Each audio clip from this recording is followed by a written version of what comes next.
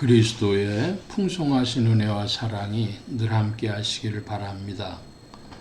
오늘 이 아침에는 요한 3서 제1장 1절로 15절까지의 말씀, 생명의 삶 큐티 1월 11일자 말씀이 되겠습니다.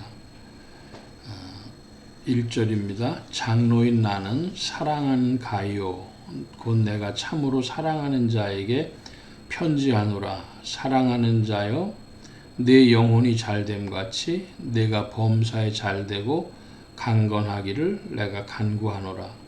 형제들이 와서 내게 있는 진리를 증언하되 내가 진리 안에서 행한다 하니 내가 심히 기뻐하노라. 내가 내 자녀들이 진리 안에서 행한다 함을 듣는 것보다 더 기쁜 일이 없도다. 사랑하는 자여, 네가 무엇이든지 형제 곧 나그네 된 자들에게 행하는 것은 신실한 일이니 그들이 교회 앞에서 너의 사랑을 증언하였느니라. 네가 하나님께 합당하게 그들을 전송하면 좋으리로다. 요한 3서 1장에는 사도 요한이 가이오에게 편지를 하는 그런 내용을 볼 수 있습니다. 그런데 그에게 축복의 기도를 해주는데 영혼이 잘됨 같이 범사에 잘되고 강건하기를 간구하노라 그랬습니다. 범사에 잘되고 강건한 것, 거기에 핵심이 뭐냐? 영혼이 잘됨 같이 영혼이 잘돼야 되겠습니다. 그래서 제가 만난 어떤 목사님은 수원에 있는 목사님을 배웠는데요. 영이 잘 되면 육도 잘 된다. 영이 만족하면 모든 것이 만족하다. 그런 목사님을 배운 적이 있었습니다. 그래서 여러분도 그와 같으시기를 축복합니다. 3절 이하의 말씀에 보면 진리 안에서 행한다. 4절에도 진리 안에서 행한다 그랬습니다. 진리 안에서 행한다라고 하는 건 무슨 뜻일까요?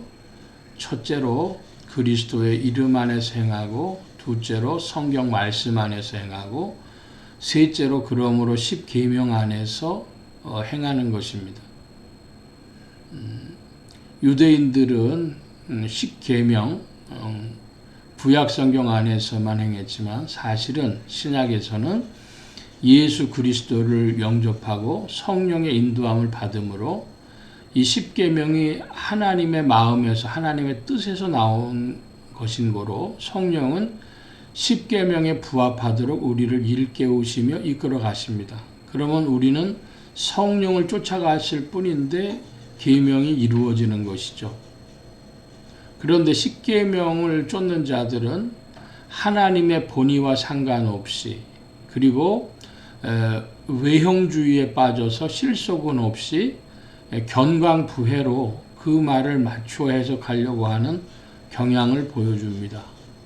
예를 들어 고르반 그런 것은 부모님 잘 섬기라는 것을 출발했지만 결국은 그 180도 다른 이야기를 자신들의 종교적인 규례로 합리화시키는 것이죠. 진리 안에서 행한다. 그리스도 예수 이름 안에서 행하고 하나님의 말씀 안에서 행하고 십계명 안에서 행한다.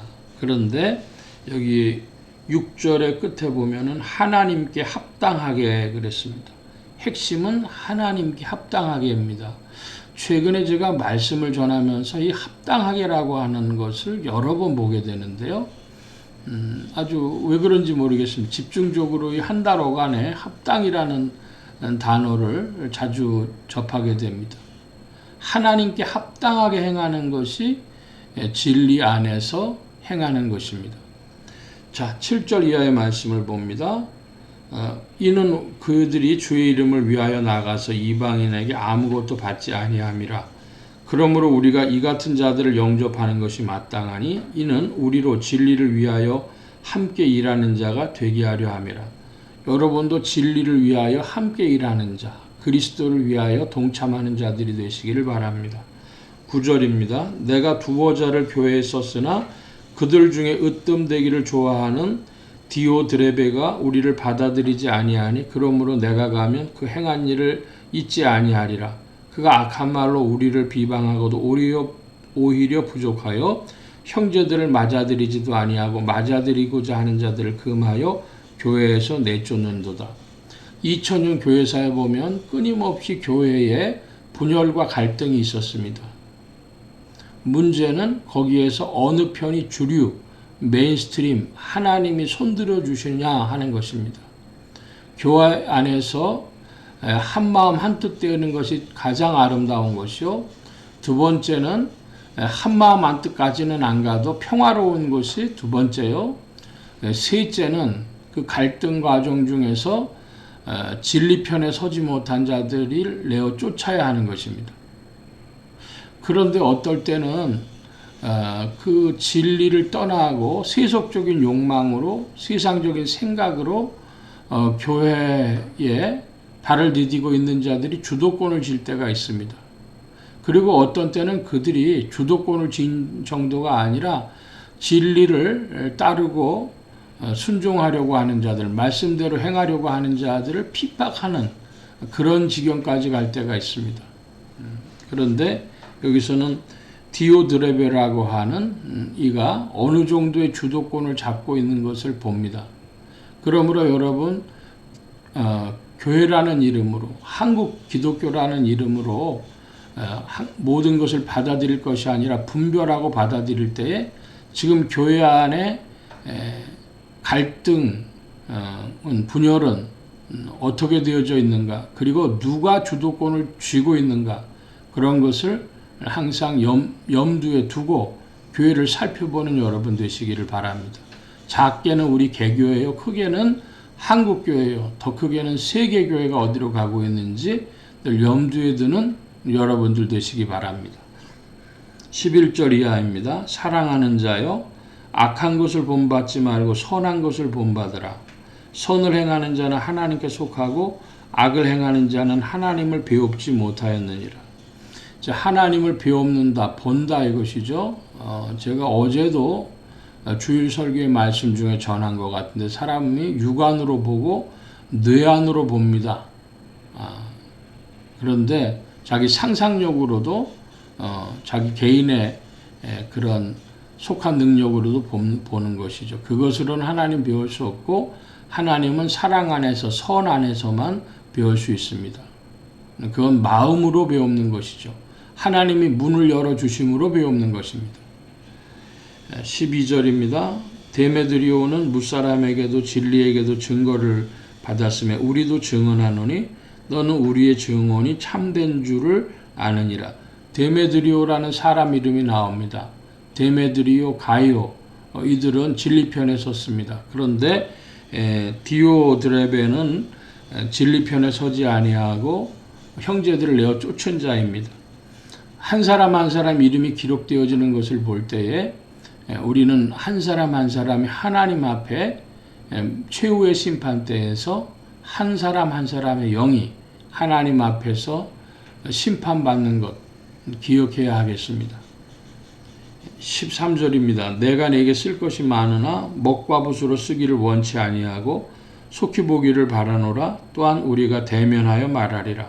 평강이 내게 있을지어다. 여러 친구가 내게 문안하느니라. 너는 친구들의 이름을 들어 문안하라. 내가 쓸 것이 많다. 그 글에는 제한성이 있는 것이죠. 사도 요한은 이런 표현을 몇 번 했습니다. 복음서에도 요한복음 끝 무렵에도 예수님이 행하신 일 모든 것을 기록하려고 하면 이 세상이라도 부족할 것이다 했습니다. 요한은 자기 나름대로 요점을 전했던 모양입니다. 그런데도 내용이 작지는 않았죠. 오늘도 우리의 사실은 말로는 글로는 다 표현할 수 없는 것들이 있는데 그 세계 안에서 마음으로 주님을 배웠고 마음으로 형제들을 사랑하고 마음으로 이웃을 섬기는 여러분들 되실 줄로 믿습니다. 성령이 우리를 이끌어 주십니다. 기도합니다. 만복의 근원 되신 하나님 함께해 주셔서 오늘도 그리스도 예수 진리의 말씀과 함께 전진하게 하시며 성령께서 우리를 더욱 그리스도께로 이끌어 주시옵소서. 함께해 주셔서 이 모양 저 모양 지도하시며 가르쳐 주시고 인도하여 주셔서 진리 안에 행하는 자들이 되게 하여 주옵소서.